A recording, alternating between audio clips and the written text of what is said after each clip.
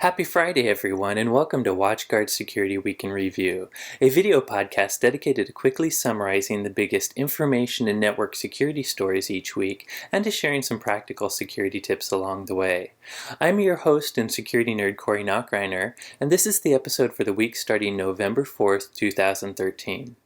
There's lots to cover in little time, so let's jump right in with software updates. A number of vendors released or warned about various software updates this week, starting with Cisco. Cisco released a bunch of updates for iOS, telepresence, and something called WAAS. The biggest update is probably the iOS update, since it affects everyone probably that has Cisco routers and fixes a denial of service flaw. So if you're a Cisco user, go get those iOS updates. Next up is Microsoft Patch Day. It hasn't happened yet, but as normal, Microsoft warned about it on Thursday. They're going to release 8 security bulletins fixing issues in Internet Explorer, Windows, and Office. On top of that, more importantly, during the week, Microsoft released a security advisory warning about a zero-day flaw that affects some versions of Windows, Office, and their Link Communicator product. This is a flaw involving the way GDI Plus handles specially crafted TIFF images.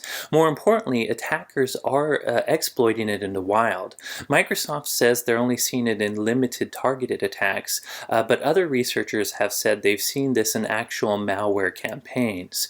Usually the attackers send an email with a Word document which contains an embedded TIFF image. So be careful when handling unsolicited Word documents out there. Finally, there is a fix-it for this. Microsoft hasn't released a patch yet, but if you check out our WatchGuard Security Center blog post where I talk about this, Microsoft has released a fix-it which can temporarily mitigate the flaw on your system until the real patch comes out. Next, I want to share a few updates to some past stories we've talked about, specifically CryptoLocker and bad BIOS. First, CryptoLocker. You probably know all about CryptoLocker by now. If not, be sure to check out my video on it. But this week we learned that CryptoLocker's criminals may be offering victims a second chance to decrypt their file. They've put up a site called the CryptoLocker Decryptor where you can upload a encrypted file and they'll tell you if they have your private key. And then they will ask you for, I believe it's 20 bitcoins, which is quite a significant sum. I think it's over $2,000, maybe more now, to decrypt those files. Now, personally, I don't recommend you pay criminals ransom, but this could be good news in one sense.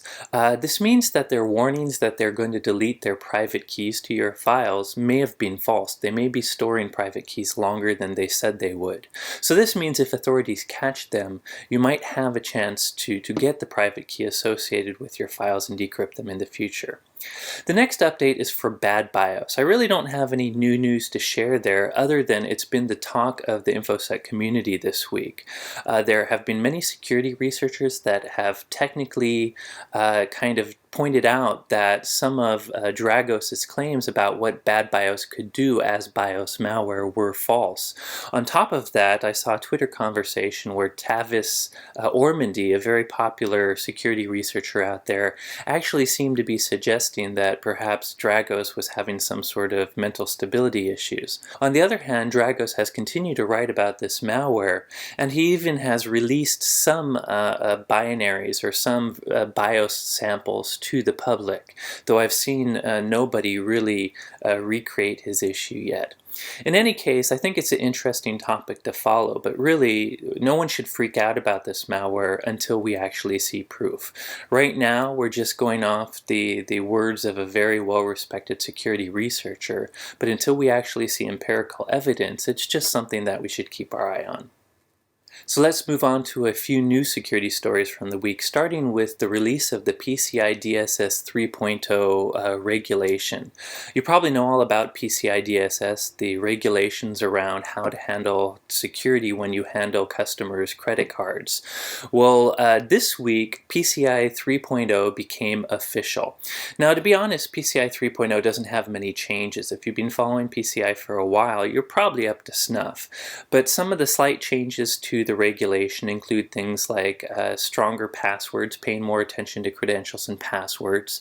There is a bigger focus on malware detection as part of your security policy. And finally, I think they also have some more specific regulations around penetration testing, how often certain PCI compliant people need to do penetration tests and audits and so forth. So if you're under PCI, be sure to check out PCI 3.0. Another interesting security-related story has to do with Bitcoin, or actually a number of stories. The first is during the week, some college researchers released a paper about claimed insecurities in Bitcoin's mining process. Now, I won't go into any technical detail because it's very mathematical. I'll put a link to the paper if you want to read it yourself. But long story short, Bitcoin allows people to mine new Bitcoins. They can get their computers to do mathematical processes to create new Bitcoins. And this paper describes a technique where a certain coalition of evil miners might be able to take advantage of supposed weaknesses in this mining process and actually get an unfair share of Bitcoins from their mining versus the bulk mining that good people do. So it was a very interesting paper, but what's more interesting is after the paper was released, there's many security researchers and other college professors and mathematicians who kind of say that this isn't true. So there's been other papers and other writings that kind of point out how their mathematical and statistical claims won't prove true in the real world.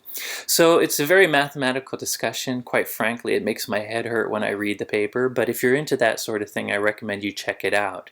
Now, in other Bitcoin news, there's been a major Bitcoin wallet hack.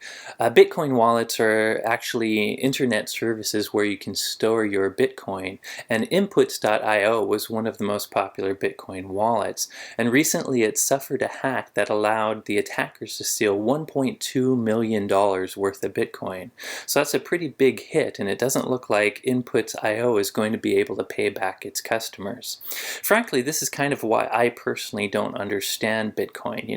I get the idea of wanting non-regulated, decentralized currency, but the problem with decentralized currency is there's no controls. It's very volatile. No one's going to be able to recoup your losses if you lose anything because there's nothing backing it. So it's kind of surprising to me that with all its potential insecurities, with all the hacking attempts that's happened in the past, and its relation to a lot of malware sites, it's surprising to me that apparently right now Bitcoin's at an all-time high. In any case, if you're into Bitcoin, I'd check out the paper on the potential Bitcoin mining flaw and be careful where you store your Bitcoin. I recommend you, if you use Bitcoin, store them on your own computer and keep it encrypted. Don't trust it to internet providers. So let's end with a story for my fellow gamers out there. Over the weekend was a Extra Life charity. This is a charity where gamers play games for 24-25 hours and they get sponsored to earn money for a children's charity. It's a pretty cool event. However, during last weekend, the Extra Life website was DDoSed during the event. So attackers were actually trying to take the site down.